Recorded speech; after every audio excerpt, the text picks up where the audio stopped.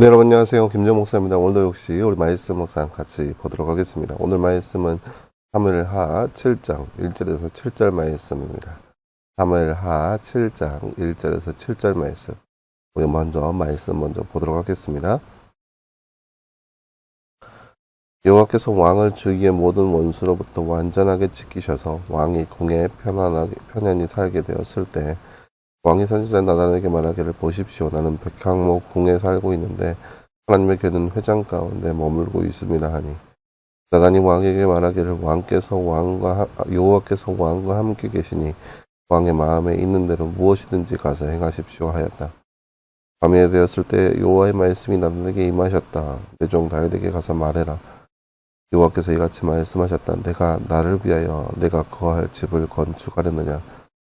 나는 이스라엘 자손을 이집트에서 올라오게 한 날부터 오늘까지 집에 거하지 않고 장막 안과 성막 안에서 옮겨 다녔으나, 내가 온 이스라엘 자손과 함께 어디로 옮겨 다니든지 내가 내 백성 이스라엘을 먹이라고 명령한 이스라엘 지파 중 어느 하나에게라도 너희가 어찌하여 나를 위해 백향목 집을 건축하지 않았느냐 말한 적이 있느냐. 아멘. 네, 사랑하는 여러분, 오늘 말씀 우리가 지난 말씀에서 주일날 함께 말씀을 살펴보았죠. 다윗이 하나님의 집을 건설하고 싶어하고 있는 모습을 볼 수 있는 그런 말씀이라 할 수 있겠습니다. 나누지 잠깐 볼까요? 말씀 읽고 빈칸에 알맞는 말을 넣어 말씀을 완성하세요. 띠께서 띠와 함께 계시니 띠에 띠 있는 대로 띠이든지 가서 행하십시오. 오늘 말씀 3절 말씀이네요. 3절 말씀. 여호와께서 왕과 함께 계시니 왕의 마음에 있는 대로 무엇이든지 가서 행하십시오. 오늘 말씀 3절 말씀입니다. 다윗이 언제 하나님이 거할 집을 건축하려는 마음을 가졌나요? 오늘 말씀 1절 말씀에 보면 모든 원수로부터 안전하게 지키셔서 왕이 궁에 편하게 살게 되었을 때, 안정할 때 여호와의 거할 집을 건축하려는 마음을 가졌습니다. 네, 사랑하는 여러분, 오늘 말씀은 다윗이 하나님의 집을 건설하고 싶은 그런 말씀을 볼 수 있는 그런 말씀입니다.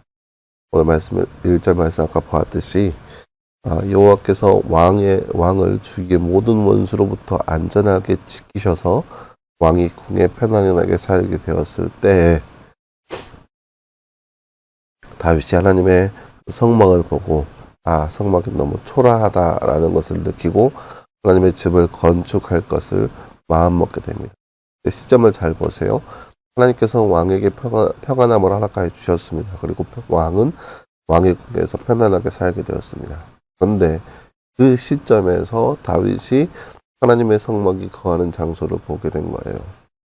하나님께서 은혜를 베풀어 주셔서 다윗이 그 은혜 안에서 많은 것들을 누리게 되었습니다. 그리고 그 은혜를 누리고 있는 그때 하나님의 성전을 짓고자 하는 그런 마음이 생겨나게 되었습니다. 은혜를 먼저 받고 그 은혜에 보답하는 차원의 생각일 수도 있다라는 거예요. 그렇기 때문에 하나님께서 뭐라고 하시냐. 5절 말씀부터 나단 선지자에게 하나님께서 말씀하시기를, 6절 말씀부터 쭉 나와 있죠. 이집트에서 올라오게 한 날부터 오늘까지 집에 거하지 않고 장막 안과 성막 안에서 옮겨 다녔다는 거예요. 그러니까 이집트에서 여기까지 장막 안과 성막 사이를 옮겨 다녔습니다. 하나님께서 하나님의 거룩한 궤인 거죠. 그런데 내가 온 이스라엘 자손과 함께 어디로 옮겨 다니든지 내가 내 백성 이스라엘을 먹이라고 명령한 이스라엘 지파 중 어느 하나에게라도 너희가 어찌하여 나를 위하여 백향목 집을 건축하지 않았냐라고 말한 적이 있냐라는 거죠. 무슨 말이냐. 하나님께서 이스라엘 백성 그 누구에게 나를 위해 백향목 집을 건설하라 라고 말한 적이 있냐는 거죠. 한 번도 없죠.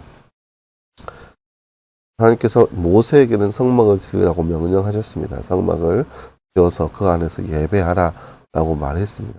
그런데 그렇게 옮겨 다닐 그때에 하나님께서는 이스라엘 그 누구에게 성막을 여호와의 전을 건축하라 라고 말한 적은 한 번도 없습니다. 그러니까 그 누구도 하나님에 의해서 하나님의 말씀 따라서 성전을 짓고자 하는 사람은 아무도 없었다는 거죠. 다윗은 그렇게 했다는 거죠. 오늘 말씀을 통해서 이게 말씀이 아직 완성되지 않은 부분이라서 이야기가 완성돼야 하나님의 뜻이 어디 있는지 분명하게 알 수 있는 그런 부분이지만 알 수 있는 것은 왕이 다윗이 하나님께서 자기에게 베풀어 주신 그 은혜에 대해서 자기만 편안하게 있는 것이 아니라 나는 그렇게 백항목궁에 살고 있는데 하나님은 초라한 가운데 있다라는 것을 보면서 흥탄해하고 있는 그런 모습을 볼 수 있습니다.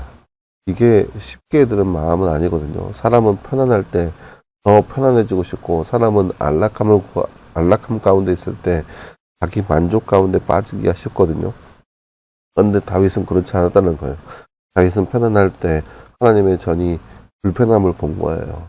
자신은 편안하게 백항목궁에 살고 있을 때, 그래서 백항목궁이라는 것은 정말 건설하기 좋은 나무가 백항목이라는 나무가 있어요. 그 나무로 만든 나무로 만든 집이 이제 백항목궁인데, 자신은 백항목궁에서 살고 있는데, 하나님의 하나님의 그 법궤가 성막이라고 해서 천막이죠, 천막. 어찌 보면 천막 가운데 있는 모습을 보게 된 거예요. 이것이 바로 다윗의 모습, 다윗의 신앙인 거죠. 나는 편안한데 왜 하나님은 저기에서 초라한 곳에 있어야 되는가? 나는 이렇게 있는데 왜 하나님은 저렇게 초라한 곳에 있어야 하는가? 나는 이렇게 편안한데 왜 하나님은 저기서 초라한 곳에 있어야 되는가?